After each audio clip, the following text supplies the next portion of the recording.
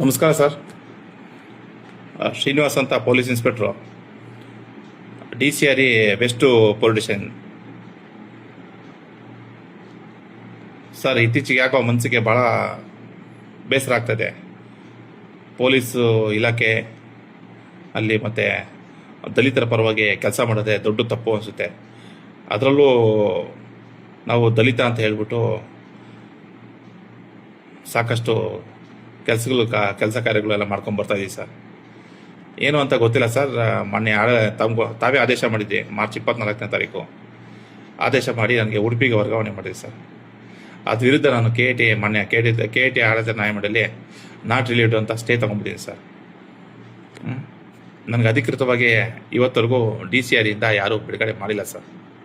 ಆಯಿತಾ, ಬಿಡುಗಡೆ ಮಾಡಿದೆ ಅಂತ ಹೇಳ್ಬಿಟ್ಟು ಮಾನ್ಯ ಶ್ರೀಯುತರಾದ ಕರಿ ಬಸವನಗೌಡರು SP, ಅವರು DYSP ಹುದ್ದೆ ಮಾತ್ರ ಇರೋದು, SP ಹುದ್ದೆ ಅಲ್ಲ ಸರ್.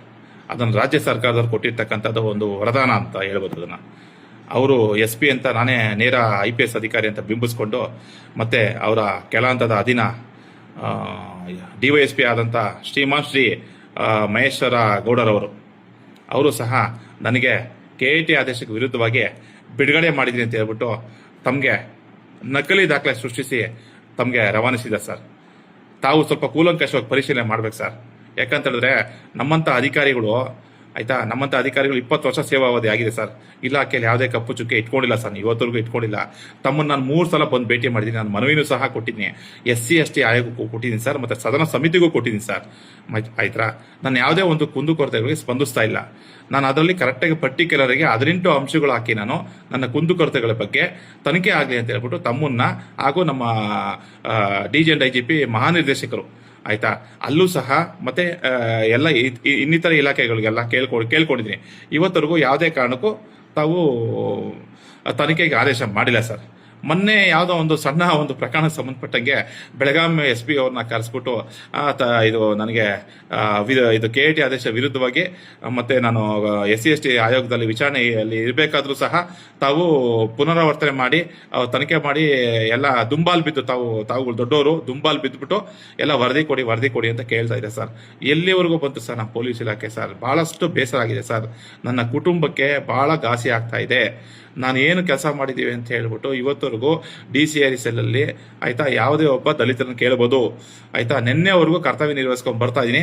ಆದರೆ ನನಗೆ ಅಧಿಕೃತವಾಗಿ ಯಾವುದೇ ಒಂದು ಬಿಡುಗಡೆ ಆದೇಶ ತಾವಾಗಲಿ ತಮ್ಮ ಅಧಿಕಾರಿಗಳಾಗಲಿ ಮಾಡಿಲ್ಲ ಸರ್. ಮಾಡಿದ್ದೀನಿ ಅಂತ ಹೇಳಿದ್ರೆ ಅದು ನಕಲಿ ದಾಖಲೆ ಸರ್. ಅದನ್ನೇನು ಹೆಚ್ಚಾಗಿ ಹೇಳಕ್ ಹೋಗಲ್ಲ ಸರ್. ಈಗ ನಾನು ನಮ್ಮ ರಾಜ್ಯ ಸರ್ಕಾರ, ಅಹಿಂದ ಸರ್ಕಾರಕ್ಕೆ ನಾನು ತಿಳಿಸುವುದೇನೆಂದರೆ, ಆಯ್ತಾ, ದಲಿತ ಅಧಿಕಾರಿಗೆ ಕರ್ನಾಟಕ ರಾಜ್ಯ ಸರ್ಕಾರದಲ್ಲಿ ರಕ್ಷಣೆ ಇಲ್ದಂಗಾಗಿದೆ. ಆಯ್ತಾ, ನಮ್ಮಲ್ಲಿ ಎಲ್ಲ ಈ ಕರಿಬಸವನಗೌಡರು, ಮಹೇಶ್ ಗೌಡರು ಇವ್ರದ್ದು ಎಲ್ಲ ಆಗೋಗಿದೆ ಸರ್. ಆಯ್ತಾ, ದಯವಿಟ್ಟು ನಾನು ಹೇಳೋದಿಷ್ಟೇ ಸರ್, ತಮಗೆ ಹಿರಿಯ ಅಧಿಕಾರಿಗಳಾಗಿದ್ರ, ಆಯ್ತಾ, ದೊಡ್ಡವರಾಗಿದ್ರ, ನಾನು ಒಂದು 20 ವರ್ಷ ಸೇವಾವಧಿ ಸಲ್ಲಿಸಿದ್ದೀನಿ. ಒಂದೇ ಒಂದು ಕಪ್ಪು ಚುಕ್ಕೆ ಇಲ್ಲದೆ ಕರ್ನಾಟಕದಲ್ಲಿ, ಆಯಿತಾ, ಪೊಲೀಸ್ ಇಲಾಖೆಯಲ್ಲಿ ನಡ್ಕೊಂಡು ಬಂದಿದ್ದೀನಿ. ಪಾರದರ್ಶಕವಾಗಿ ಕೆಲಸ ಮಾಡ್ಕೊಂಡು ಬಂದಿದ್ದೀನಿ. ಆದರೆ ಯಾವುದೇ ಒಂದು ಮುಂದಿನ ಅವಘಡ ಅಂತ ನೋಡಿ ಸರ್, ತಿರುಗ್ತಾ ಇದೆ ತಣ್ಣನೆ ಗಾಳಿ. ಆಯಿತಾ, ಅದು ಯಾವುದೇ ಕಾರಣಕ್ಕೂ ಮುಂದಿನ ಅವಘಡಕ್ಕೆ ತಾವು ಅವಕಾಶ ಮಾಡಿಕೊಡಕ್ಕೆ ಹೋಗ್ಬಿಡಿ ಸರ್. ಏನಾದರೂ ಒಳಸಂಚು ಮಾಡಿ, ಒಳಪಿತೋರು ಮಾಡಿ, ಆಯಿತಾ, ನನ್ನ ವಿರುದ್ಧ ಷಡ್ಯಂತ್ರ ಮಾಡ್ತಾ ಇದ್ರೆ ಖಂಡಿತ ಮಾಡಕ್ಕೆ ಹೋಗ್ಬಿಡಿ ಸರ್. ಮುಂದಿನ ಯಾವುದೇ ಒಂದು ಪರಿಣಾಮಗಳಿಗೆ ತೀಕ್ಷ್ಣವಾದ ಪರಿಣಾಮಗಳಾಗುತ್ತೆ ಸರ್. ನನ್ನ ದುಃಖ ತಪ್ಪದಿಂದ ಹೇಳ್ತಾ ಇದ್ದೀನಿ. ಆಯ್ತಾ, ನೊಂದಿರ್ತಕ್ಕಂಥ ದಲಿತ ಪೊಲೀಸ್ ಅಧಿಕಾರಿ ದುಃಖ ತಪ್ಪದಿಂದ ಹೇಳ್ತಾ ಇದ್ದೀನಿ, ಇಲ್ಲಿಗೆ ತಾವು ನಿಲ್ಲಿಸಿ.